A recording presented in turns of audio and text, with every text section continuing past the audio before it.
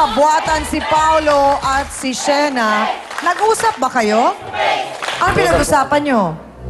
Na pag nagpahiwalay namin silang dalawa, Nag-usap kayo na gusto ni Shena makapunta si Rex sa kanya. Tapos Nag-usap ikaw kayo, di ba? kay Vanessa. Alangan. Okay. naman. Bakit ka hiniwalayan ni Vanessa? sa babae rin po. Ah, ng babae ka. Di O, ba, kahit kasi sino naman kasi- din mang babae, hihiwalayan din talaga. Bakit? Gusto mo may babae, may Vanessa? 2 times a lady. Ganon, gusto mo? Kailangan, hindi po kasi... Kailangan. Hindi po may Saan iwasan kailangan? Yun. Hindi po may iwasan yun na babae yung mahal. Aha. So bakit nag-Vanessa ka pa kung babae naman din? O tapos ngayon gusto mo siyang balikan, wala na yung babae. Diretsa ang tanong, pagmamahal ba ni Vanessa o pera ni Vanessa ang kailangan mo, Paolo? Masakit mang isipin. Parehas po. Parehas. Bakit parang ayaw niyo naman maniwala, mga kasausawan? Kayo naman. Magkano binibigay sa'yo ni Vanessa? Minsan po 5-1. Pinanginom lang po namin. Pinang-iinom niyo lang ang hinihingi mo. Opo. Paulo, may Alam niyo nakapagsabi naman po naman yan po, may nakapagsabi naman sa'yo na ang lalaki kailangan nagtatrabaho, nagbabanat ng buto. Ah. Sa laki mong yan, pwede kang magtrabaho, iho. Bakit ka aasa kay Vanessa? Nasanay na rin po kasi ako. Nasanay saan? Sinanay po niya ako. Kaya naiinggit ka kay Rex. Bakit ka naiinggit kay Rex? Lahat po kasi nabibigay niya. Lahat binibigay ni Vanessa. Ano yung Kay Rex. lahat-lahat na yun? Yan nga po yung motor eh. Kinuntsaba nga kasi ni Sheena. Marahimik ka dyan, bakla. So, nag-usap nga kayo, di ba? Alangan. Oo. So, ang tanong, pag wala bang pera si Vanessa, mahal mo siya? Opo. Nakasikaso naman po kasi eh. Attorney Ben, hindi po ito ang unang pagkakataon na nagkaroon tayo ng issue tungkol sa mga kalalakihan na sad to say ay nananamantala po sa kahinaan ng mga kapatid nating Becky. Wala pa ho bang batas para sa kanila naman ding proteksyon para doon sa mga lalaking umaasa ng bigay na pera, bigay na kung ano-ano pa bukod sa pagmamahal? Parang nasasamantala na rin naman ang kahinaan itong si Vanessa po. Wala pang special law tungkol dyan na para maging aplikable sa kalagayan ng ating mga kapatid na Becky at Ami. Subalit pwede lang gamitin yung other deceits o yung Article 318 ng ating Revised Penal Code upang sampahan ng kasong kriminal ang mga lalaking nagsasamantala sa kalagayan nila, Ami. Salamat po, Attorney Ben. Dr. Camille, ito lang pong sitwasyon ni Paolo na parang nalulungkot ako na sa murang edad niya, para bang inaasa na lang niya yung kanyang pang-araw-araw na pangkabuhayan at pangangailangan sa mga Becky na parang ang masakit man isipin, masakit man pakinggan, ay parang nawalan na siya ng motibasyon na magtrabaho o magsumika. Kaya tuloy parang naiinggit siya dun sa Rex kasi yung Rex, 3 taon na, parang well-provided, parang ganon. Kasi once na ang nangyari at an early age na 16 or 17 na provide ng ibang tao, ang tendency, yung pagiging dependent na yon, nagiging part ng personality mo, na nagiging pangit. Actually, negative ang dating, di ba, Chang? At saka ang nakakalungkot kasi parang nagiging first priority na ng mga kabataan ngayon ay hindi na yung kanilang edukasyon o yung matuto sila sa buhay, kung hindi yung sa mga material na bagay na kung anong meron dapat sila at kinaiingitan nila dahil sila ay wala at yung kaibigan nila ay meron. Parang ganon. Totoo yun, Chang. Kaya siguro mas dapat i-inculcate sa mga kabataan na yung mga values na dapat nating pahalagahan. Dahil kasi pag naintindihan natin na dapat magsumikap tayo, mas maiintindihan nyo na dun kayo magiging successful. Walang nagiging successful na umaasa lang.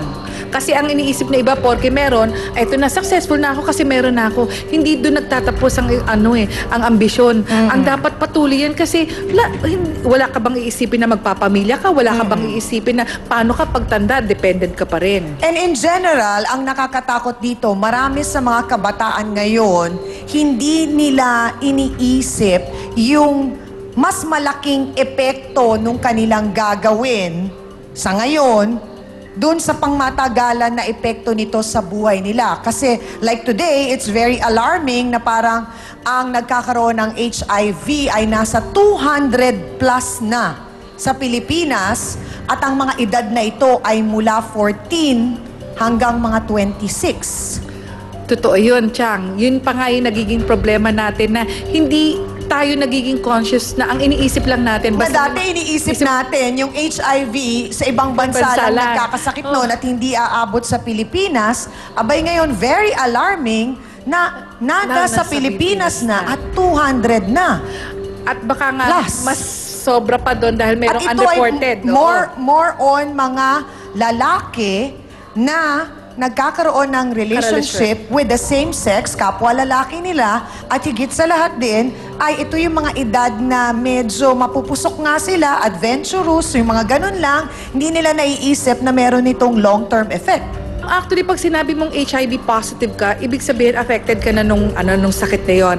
Pero once na humina ang iyong immune system. Ibig sabihin, magkaroon ka lang ng simpleng ubo, maaring ito magtutuloy-tuloy dahil kasi humina nga yung sistema mo, kulang sa nutrisyon, wala ka nang nakukuha sa mga ibang mga kinakasama mo, ang tendency, yan, mag-uumpisa na yan na akala mo simple pneumonia. At ito po talaga, saan nakukuha ang sakit na ito, doktora?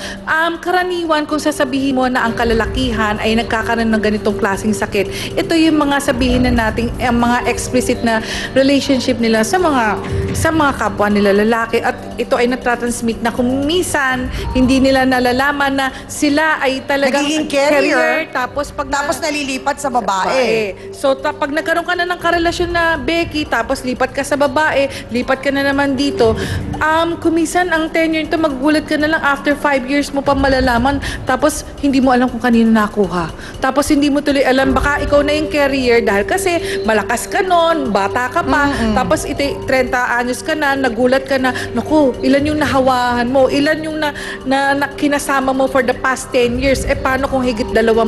Dahil lahat, meron ka ng 20 kaagad na carrier din. At yun ang hindi ko maintindihan din. Bakit ang mga kabataan, hindi nyo naiisip yun? Wala lang? Hindi kayo natatakot doon? Hindi ka natatakot doon? Oh my God! Di ba po kasi naman ako nagkakaroon? Hindi nga, kasi hindi ka pa nagkakaroon nun. Kasi pag nagkaroon ka, pwedeng mamatay ka kaagad. At saka kasi Chang, baka hindi sila aware na pag nakuha na nila yon, wala pang available na gamot. Oo, wala pang nabubuhay na merong HIV. Sigurado akong gusto na po ninyong makita ang lalaking nanligaw kay Shena noon at ngayon ay boyfriend na nga ni Vanessa. Narito po si Rex Angelo. Pasok!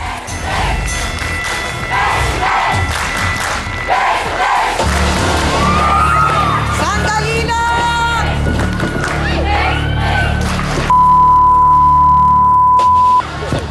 Bakit ka naman nanunugod at bakit galit ka pa? Rex! Nangalang ka ako, ayos ko. Tsaka kami. Ha? Bakit? Talaga? Bakit? Pinipirahan lang po kasi dati si Vanessa yun. Oh, bakit niligawan mo si Shena tapos kay Vanessa ka napunta? Wala pa sa amin hindi ako nanligaw dyan. Oh! Barkada lang po tuloy Hindi namin naman dyan. pala nanligaw! Abay, ilang taon na ang lumipas pero buong-buo pa rin ang pagmamahal ni Shena kay Rex. Mapunta na kaya ang lalaking ito sa kanya? Abangan natin kung sino ang pipiliin ni Rex sa pagbabalik po ng Face to Face. Ano? O may sinasabi sila? May request sila.